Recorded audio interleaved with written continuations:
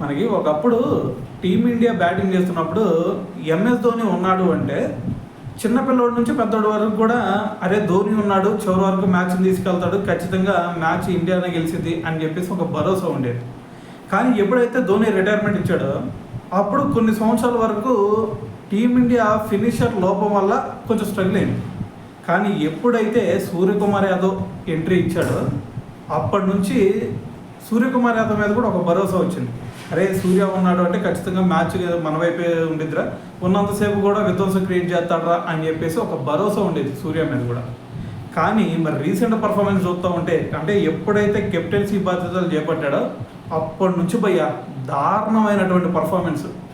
ఎవరు కూడా ఎక్స్పెక్ట్ చేసి ఉంటారు అరే సూర్య ఇటువంటి ఫామ్లో ఎంత దారుణమైనటువంటి ఫామ్లోకి వెళ్ళిపోతాడు అని చెప్పేసి.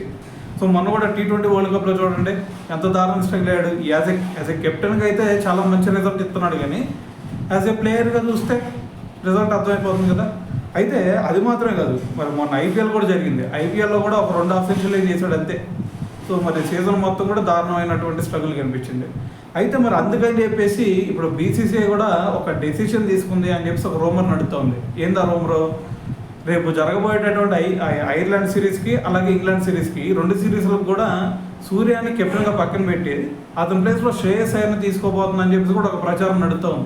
సో మరి దీని గురించి అయితే ఈరోజు ఒక క్లారిటీ వచ్చింది అనుకోండి, వచ్చిన తర్వాత దాని గురించి మళ్ళీ మాట్లాడదాం, రాకముందు ఎందుకులే. కానీ అయితే మరి ఇప్పుడు IPLలో స్ట్రగుల్ అయ్యాడు, T20 వరల్డ్ కప్లో కూడా స్ట్రగుల్ అయ్యాడు.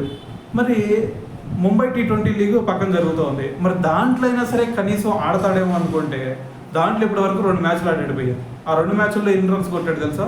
ఫస్ట్ మ్యాచ్లో 11 బాల్స్లో 19 రన్స్ కొట్టాడు.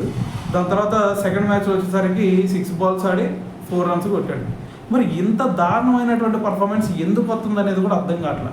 అరే ఒకప్పుడు చూస్తేనేమో టీమిండియాకి ఒక భరోసాలాగా నిలబడినటువంటి ఒక ప్లేయరు ఇప్పుడు చూస్తే కనీసం స్కోర్ చేయలేనటువంటి పరిస్థితికి ఎందుకు వస్తున్నాడు అర్థం కానటువంటి పరిస్థితి అనమాట.